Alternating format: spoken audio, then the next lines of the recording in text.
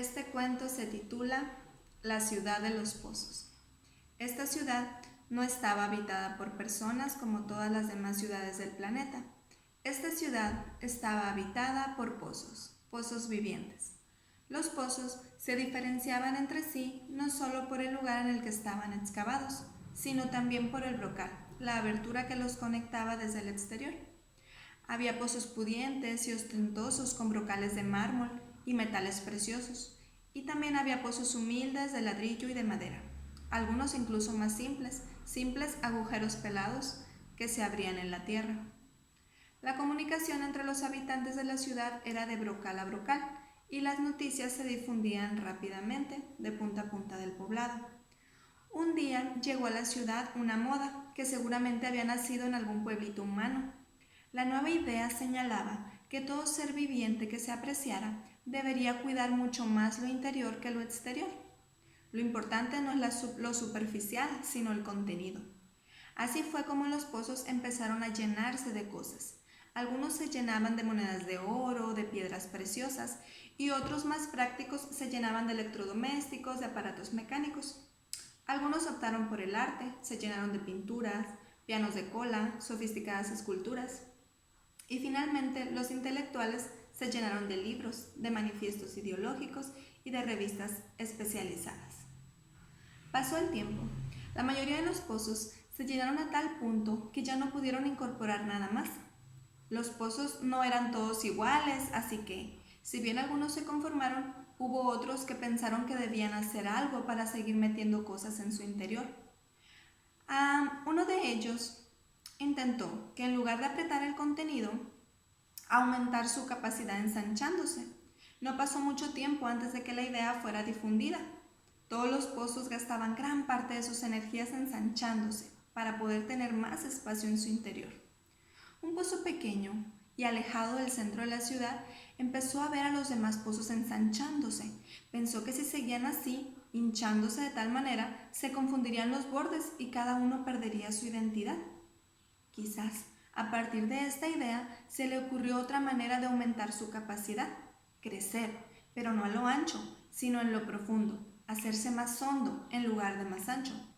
Pronto se dio cuenta que lo que tenía dentro de él le imposibilitaba la tarea de profundizar. Si quería ser más profundo, debía vaciar el contenido. Al principio tuvo miedo al vacío, pero luego, cuando vio que no había otra posibilidad, lo hizo. Vació sus posesiones.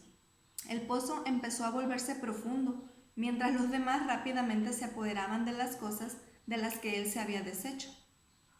Un día, sorpresivamente, el pozo que crecía hacia adentro tuvo una sorpresa. Adentro, muy dentro y muy en el fondo, encontró agua.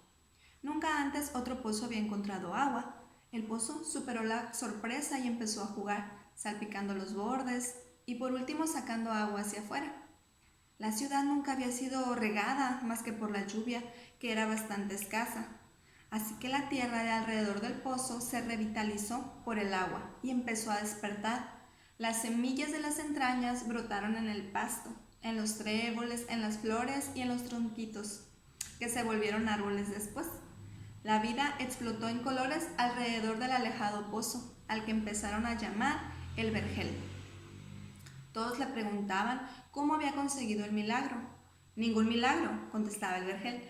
Hay que buscar en el interior, hacia lo profundo. Muchos quisieron seguir el ejemplo del vergel, pero dejaron la idea cuando se dieron cuenta de que para ir más profundo debían vaciarse. Siguieron ensanchándose cada vez más para llenarse más y más de cosas. En la otra punta de la ciudad, otro pozo decidió correr también el riesgo del vacío y también empezó a profundizar. Y también llegó al agua. Y también salpicó hacia afuera, creando un segundo oasis verde en el pueblo. ¿Qué harás cuando se termine el agua?, le preguntaron. No sé, contestaba, pero por ahora, cuanta más agua saco, más agua hay. Pasaron unos cuantos meses antes del gran descubrimiento. Un día, casi por casualidad, los dos pozos se dieron cuenta de que el agua que habían encontrado en el fondo de sí mismos era la misma, que el mismo río subterráneo que pasaba por uno inundaba la profundidad del otro. Se dieron cuenta de que se abría para ellos una nueva vida. No solo podían comunicarse de brocal a brocal superficialmente como todos los demás, sino que la búsqueda les había deparado un nuevo secreto, un nuevo punto de contacto. La comunicación profunda que solo consiguen entre sí aquellos que tienen el coraje de vaciarse de contenidos y buscar en lo profundo de su ser lo que tienen para dar. La pregunta es, ¿qué haces tú? ¿Buscas en el exterior? ¿Buscas en el interior? ¿Decides ensancharte? ¿Decides compartir lo que tienes? Hasta luego.